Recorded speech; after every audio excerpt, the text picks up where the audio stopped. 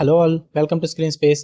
ఈ వీడియోలో మామన్ తమిళ movie review గురించి అయితే తెలుసుకుందాం. ప్రెసెంట్ ఇది జీ5 లో అయితే స్ట్రీమింగ్ వచ్చింది. మూవీ డ్యూరేషన్ అయితే 2 hours 31 minutes అయితే ఉంటుంది. స్టోరీ ప్లాట్ విషయానికి వచ్చేస్తే ఎన్బా ప్లేడ్ బై సూరి, ఆయన ఒక మంచి మనిషి అనమాట. తనతో ఉంటే అందరికీ హ్యాపీనెస్ భయ. అలాంటి ఎంబా నెలన్ అనే తన నెఫ్యూత్ అయితే ఫుల్ గా ఎమోషనల్ గా కనెక్ట్ అయిపోతారన్నమాట. వాళ్ళిద్దరు మామ అల్లుళ్ళు. సో వాళ్ళిద్దరి మధ్య బాండింగ్ అన్నది లవ్ తో పాటు ఒక అబ్సెషన్ కింద అయితే మారిపోద్ది. వన్స్ ఎంబాకి పెళ్ళైన తర్వాత తనకంటూ ఒక వైఫ్ వచ్చిన తర్వాత తన లైఫ్ ఎలా మారింది, మరి మామ అల్లుడు రిలేషన్షిప్ కి వచ్చిన ప్రాబ్లమ్స్ ఏంటి, వీటన్నిటి చుట్టూ నడిచే స్టోరీ మామన్. ఇక ఫుల్ వీడియోలోకి వెళ్ళిపోయే ముందు వీడియో లైక్ చేయండి అండ్ రివ్యూని కూడా చివరి వరకు చూడండి. మీకు కనుక రివ్యూ నచ్చితే ఛానల్ కూడా ఖచ్చితంగా సబ్స్క్రైబ్ చేసుకోండి. అండ్ వీడియో కింద డిస్క్రిప్షన్ లో Instagram link and second channel link కూడా ఇవ్వడం జరిగింది. ఒకసారి వెళ్ళి ఫాలో అండ్ సబ్స్క్రైబ్ కొట్టండి భయ్య. ఇక ఈ మూవీ విషయానికి వచ్చేస్తే ఫస్ట్ థింగ్స్ ఫస్ట్, నాకైతే తీసుకున్న థీమ్ బాగానే ఉంది కానీ ఎగ్జిక్యూషన్ నచ్చలేదు భయ్య. నాకైతే బిలో యావరేజ్ అనిపించింది. పాజిటివ్స్ ఏమైనా ఉన్నాయంటే సూర్య పర్ఫార్మెన్స్ చాలా బాగుంది. వన్స్ అగైన్ భయ్య సూర్య డెలివర్స్ అయిన emotional and restrained mature performance అని చెప్తా.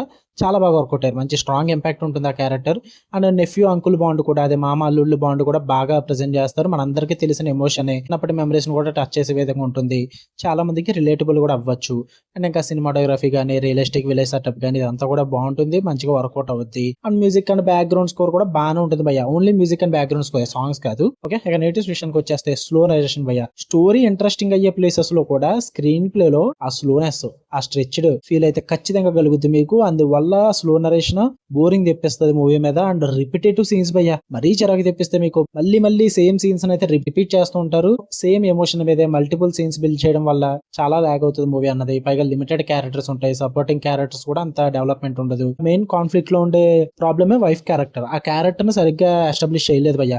పైగా లెంత్ కూడా చాలా హెవీగా ఉంటుంది. 2 hours 30 minutes అలా స్ట్రెచ్ చేశారు రవ్వ అనిపించింది నాకైతే. స్ట్రాంగ్ కంటెంట్ లేదు అలా అని చెప్పేసి స్ట్రాంగ్ ఎమోషన్స్ కూడా లేవు.